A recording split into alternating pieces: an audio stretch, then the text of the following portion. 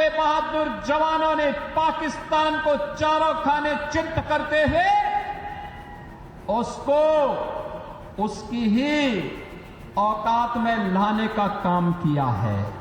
अब तो भारत ने बता दिया है कि अगर हमारे एक नागरिक को भी छेड़ोगे तो अपने अस्तित्व के लिए जूझोगे, अपने अस्तित्व के लिए जूझोगे। और आज पाकिस्तान दुनिया के अंदर गुहार लगा रहा है कि जान बकस दो एक बार।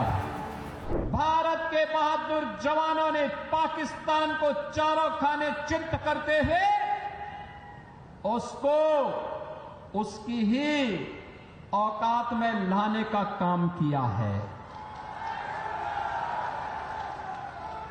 अगर हमारे पास मजबूत सेना नहीं होती, भारत माता के पास बहादुर जवान नहीं होते, तो पाकिस्तान जैसे दुश्मनों के रहते हुए देश की जनता कैसे सुरक्षित रहती,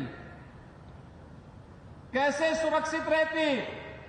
अब तो भारत ने बता दिया है कि अगर हमारे एक नागरिक को भी छेड़ोगे तो अपने अस्तित्व के लिए जूझोगे, अपने अस्तित्व के लिए जूझोगे। और आज पाकिस्तान दुनिया के अंदर गुहार लगा रहा है कि जान बकस दो एक बार। बहनों और भाइयों, ये इसलिए क्योंकि पिछले 10 वर्ष में प्रधानमंत्री मोदी जी के नेतृत्व में सेना के आधुनिकीकरण को लेकर के, सेना के सुदृढ़ीकरण को लेकर के लगातार कार्य हुए हैं। और इसीलिए भारत की सेना दुश्मन के किसी भी प्रकार का मुकाबला करने के लिए सदैव तत्पर रहती है। अगर कभी दुश्मन ने कोई जरूरत की तो उसके घर में घुस करके, उसको मार करके उसका काम तमाम करने की पूरी क्षमता भारतीय सेना के पास है। बहनों और भाइयों, जो काम देश की सुरक्षा के लिए सेना का है, उसी प्रकार का कार्य आंतरिक सुरक्षा में कानून का राज स्थापित करने में पुलिस की हुई होती है। याद करिए 2017 के पहले का उत्तर प्रदेश कोई सुरक्षित नहीं था। सायंकाल होते होते सड़कों पर कर्फ्यू जैसा दृश्य दिखाई देता था। उपद्रवी और उत्पाती सड़कों पर आकर तांडव करते थे। न बेटी सुरक्षित थी, न व्यापारी सुरक्षित था। हर तीसरे दिन एक दंगा होता था। पर्व और त्योहार के पहले ही लोगों के घर में, लोगों के मन में एक आशंका आ जाती थी, पता नहीं अब क्या होगा, अब क्या होगा। प्रदेश में विकास ठप हो गया था। एक तरफ उपद्रव और दूसरी तरफ अंधेरा। इन दोनों के बीच का समन्वय था समाजवादी पार्टी और पहले की 2017 की पहले की सरकारें। वे गुंडों के साथ मिलकर के प्रदेश में अराजकता फैलाते थे, कानून के लिए संकट खड़ा करते थे, बेटी और व्यापारी की सुरक्षा के साथ उनके सुरक्षा के साथ खिलवाड़ करते थे, सज्जनों को प्रताड़ित करते थे, दुर्जनों का महिमा मंडन करते थे। यही पिछली सरकारों का कार्य था। और जब विकास एजेंडे में नहीं होता है तो फिर सरकार कुछ कर नहीं सकती। याद करिए, कासगंज जनपद का निर्माण 2008 में हुआ था। 2008 में बहुजन समाज पार्टी की सरकार थी। उसके बाद 5 वर्ष समाजवादी पार्टी की सरकार रही। बहनों और भाइयों, पुलिस लाइन, जो पुलिस की व्यवस्था की बुनियादी आवश्यकता होती है, इसके लिए न जमीन दी गई न पैसा दिया गया। और केवल कासगंज नहीं, उत्तर प्रदेश के लगभग 12 जनपद ऐसे थे जिनमें जिला मुख्यालय नहीं थे, पुलिस लाइन नहीं थी, डीएम और एसपी भी किसी ब्लॉक में बैठने के लिए मजबूर होते थे।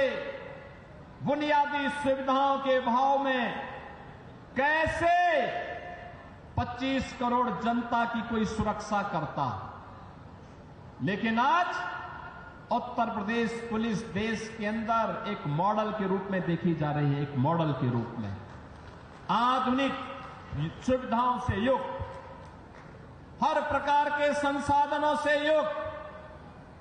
और माफिया का तो काल ही बन गई है पुलिस।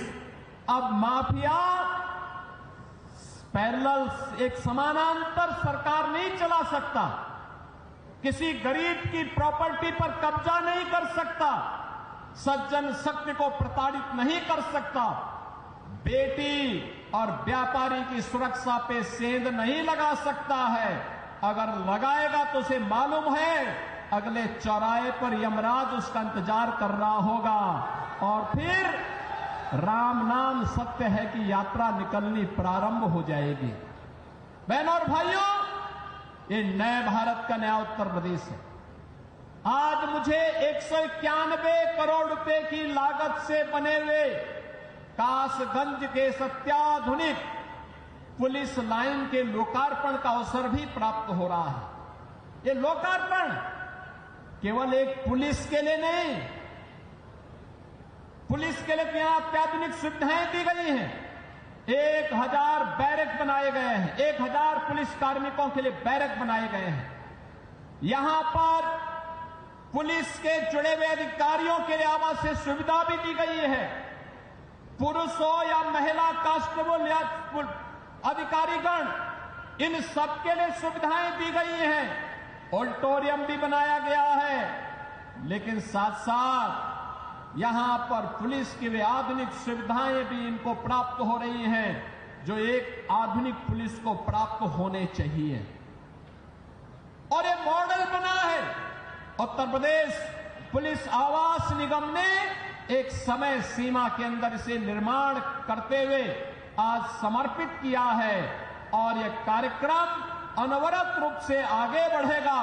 अब पुलिसकर्मी भी टूटे हुए एस्बेस्टस के बैरक में नहीं रहेंगे, बल्कि हाई राइज बिल्डिंग के किसी अच्छे शानदार आवासीय सुविधाओं से युक्त बैरक में रह करके सुरक्षा का शानदार मॉडल खड़ा करेंगे। यह पुलिस लाइन कासगंज इसका एक उदाहरण बनकर के उतरी है।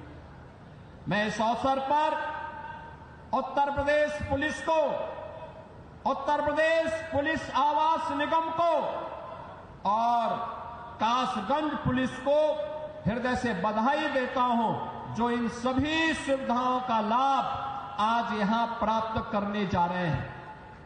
बहनों और भाइयों, आज यहां पर कासगंज के अनेक परियोजनाओं की सौगात भी कासगंज वासियों को प्राप्त हो रही है। मुख्यमंत्री कंपोजिट विद्यालय का शिलान्यास, याद करिए, मुख्यमंत्री कंपोजिट विद्यालय, यह शिक्षा का एक मॉडल बनने जा रहा है।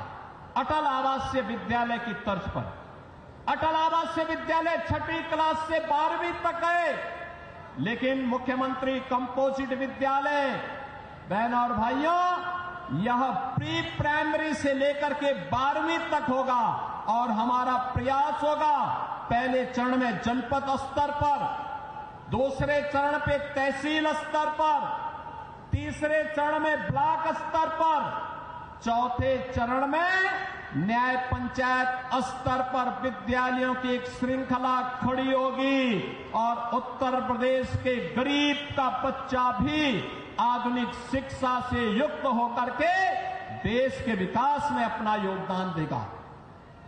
शिक्षा के साथ साथ आज यहां पे स्वास्थ्य के लिए, स्वास्थ्य के साथ साथ यहां की सड़कों के लिए, पर्यटन विकास के लिए, पेयजल के लिए, नगरीय विकास के लिए और जीवन के प्रत्येक क्षेत्र में समग्र विकास की अवधारणा को आगे बढ़ाने के लिए आज इन सभी 724 करोड़ रुपए की परियोजनाओं की सौगात कासगंज वासियों को अर्पित करते हुए मुझे अत्यंत आनंद की अनुभूति हो रही है। मैं धन्यवाद दूंगा अपने माननीय जनप्रतिनिधियों को जिन्होंने रुचि लेकर के यहां की विकास की योजनाओं को आगे बढ़ाया है और रुचि लेकर के इन कार्यक्रमों को सफलतापूर्वक क्रियान्वित करने की दिशा में आगे बढ़े हैं। बहनों और भाइयों, विकास ऐसे ही बढ़ता है। शोरों का पर्यटन विकास होगा। याद करिए, शोरों का महत्व वही है जो आज संभल का महत्व है। अब तो आप समझ गए होंगे संभल के महत्व को। वहां भी भगवान श्री हरि विष्णु का कल्कि अवतार की भूमि है और ये सोरो श्री हरि विष्णु का 12 अवतार की भूमि, ये तीसरा अवतार है। याद करिए, सोरो तीसरा अवतार है और संभल 10वां अवतार है।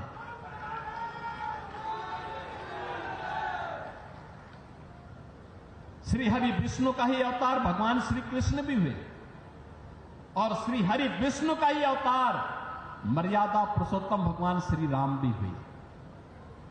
ये सभी श्री हरि विष्णु के जिन्होंने इस सृष्टि के कल्याण के लिए समय समय पर अवतार लेकर के मानवता के कल्याण का मार्ग प्रशस्त करते हुए धर्म की संस्थापना के लिए इस धराधाम पर आए हैं। पर्यटन विकास के माध्यम से जैसे आज अयोध्या का विकास हुआ है, जैसे आज मथुरा वृंदावन के समग्र विकास की एक बड़ी कार्य योजना को लेकर के हम आगे बढ़े हैं, ऐसे ही सोरो के विकास के कार्यक्रम को लेकर के भी हम आगे बढ़ेंगे। इसके माध्यम से कासगंज का विकास होगा। जैसे प्रयागराज महाकुंभ में करोड़ों की संख्या में श्रद्धालु जन आकर के वहां पे आस्था के व्यक्ति को भी प्रदर्शित किए, लेकिन आस्था को आर्थिकी के साथ जोड़ा जा सके, इसका उदाहरण प्रयागराज ने दिया है। ऐसे ही आपका सोरो भी देगा। और इसलिए बहनों और भाइयों, विकास की इन सभी परियोजनाओं के लिए आगे बढ़ते हुए कासगंज वासियों को इस बात के लिए आश्वासन देते हुए आज मुझे यहां बताते हुए प्रसन्नता है, यहां पे कुछ प्रस्ताव हमारे जनप्रतिनिधियों ने दिए हैं। इसमें ये प्रस्ताव मुख्य रूप से एक कासगंज का है, नदई पुल का सुंदरीकरण और उसके पुनरुद्धार की योजना का है। कासगंज की पौराणिक परंपरा को एक म्यूजियम के रूप में सजोने का है और म्यूजियम के रूप में सजोने की इन परियोजनाओं के लिए हम अपनी सहमति दे रहे हैं। कासगंज वासियों में अपनी पौराणिक परंपरा के बारे में इस बात की जानकारी हो सके। नगर पंचायत सोहावर ये अमापुर का है, यहां पर बाईपास के निर्माण का कार्य होगा और साथ साथ दरियागंज में झील के सुंदरीकरण के प्रस्ताव को भी हम आमंत्रित कर रहे हैं। ये सभी प्रस्ताव आते हैं तो कासगंज जनपद को समग्र विकास की दिशा में आगे बढ़ाने में मदद मिलेगी। एक बार फिर से कासगंज की इस नवीन पुलिस लाइन के उद्घाटन कार्यक्रम, कासगंज की 724 करोड़ रुपए की परियोजनाओं के लिए मैं सभी जनप्रतिनिधियों को हृदय से बधाई देता हूं। कासगंज वासियों को मैं हृदय से अभिनंदन करते हुए मैं विश्वास करता हूं कि सुरक्षा और विकास का, सुरक्षा और सुशासन का, विरासत और विकास का जो डबल इंजन सरकार का समन्वय है, इस समन्वय को आगे बढ़ाने के लिए आप सदैव तत्पर होकर के कार्य करेंगे। आप सबके प्रति मेरी मंगल में शुभकामनाएं हैं। धन्यवाद। जय हिंद।